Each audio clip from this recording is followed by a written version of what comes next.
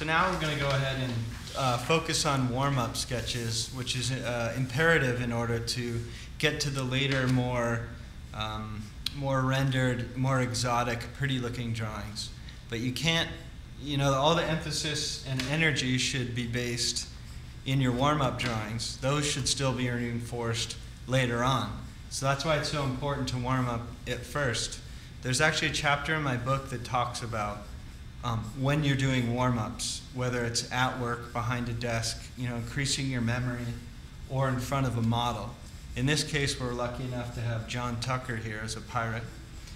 So I'm going to go ahead and warm up, and I'm going to talk through it. Let's see what you have to say. I should start my timer off. No. All right, okay. So most important, in your first few gesture drawings or while you're warming up is to really stay loose to get the entire energy of the pose. You don't want to get caught up in any piece of part. So in an effort to do that, you need to work from the part to part after you've laid in your entire loose gesture sketch. So as you can see, I laid in the feeling and the flow of the model, but now I need to fill it out and actually make it more complete. But see, I could not move forward until I've got the basic essentials of the pose, which is making sure that the attitude reads correctly.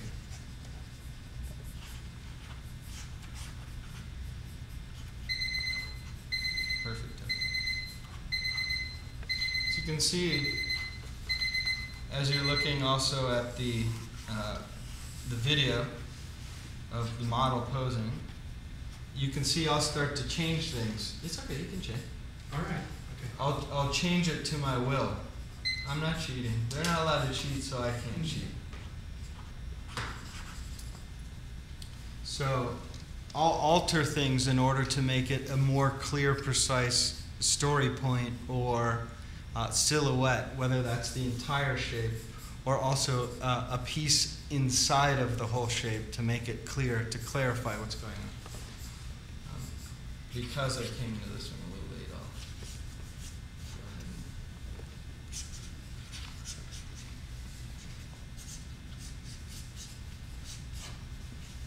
So what's fantastic about Tucker is that there's a theatrical aspect to it. It's not no matter what, you're going to need to alter the pose and make it cleaner or more clear for you to understand what you're drawing. Not that the pose isn't what you're looking for, but as you're designing and drawing, you're really analyzing and making decisions. And it's when you make those decisions that you can change things, because we're not copying. That's a very important aspect. You don't copy what's in front of you. You take it in, you interpret it, and you put it back on the paper as your interpretation to help clarify either silhouettes or story points. These are the things that need to be focused on and not pulled from the model in that sense. You're adding to what is there.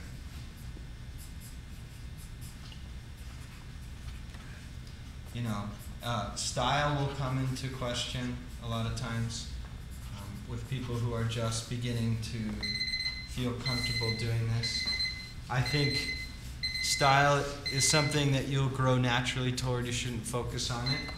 And when you're working from the model, you need to worry more about energy and feeling and force. Design will be a part of it as time goes on, but it's really about the energy or the feeling of the pose to make sure it's a realistic thing you're looking at. Now, when I say realism, that doesn't mean that it's photorealistic. It means that the realism of that pose or of that character existing in real life is really the most important thing.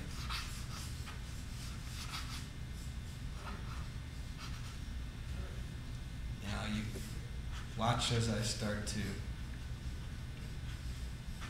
add to a pose, you know.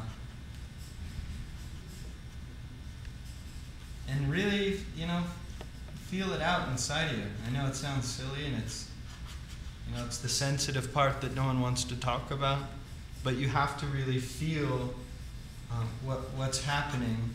Otherwise, your drawings will be successful, but they won't be different from what you've seen before. And that's an important thing. It's important to make something your own. You know, throughout your life and your career, you're going to experiment and try to learn different styles and things.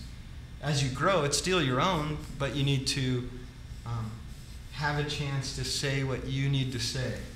So, you know, within a particular pose or a series of drawings, the most important is to capture the energy and feeling.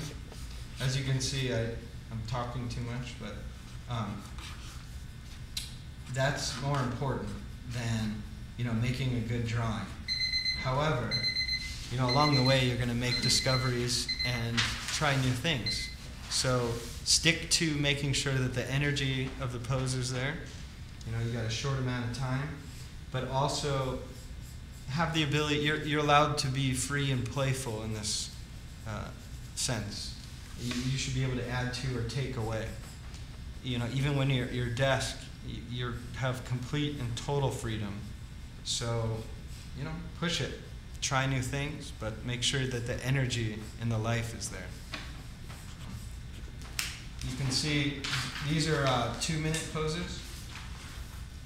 You can see I'm still meandering around the page, trying to clarify certain things and link all the drawings together as one.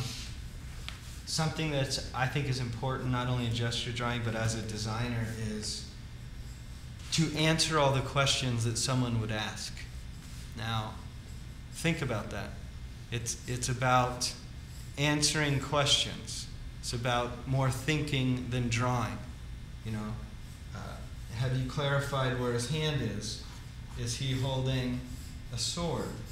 Well, if that sword is over there, then it's probably going down, not up.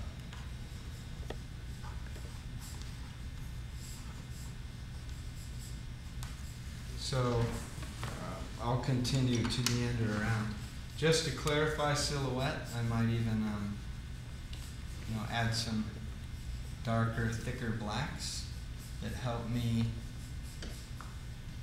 show what's what, and that is clearly and distinctly in an effort to show more about silhouette. And what I mean by that is, even if it passes in front of the form, it's more about clarifying that the hair isn't behind his chin, yet if this is in front of his neck, which is on top of his shirt, right? And his belt is underneath that.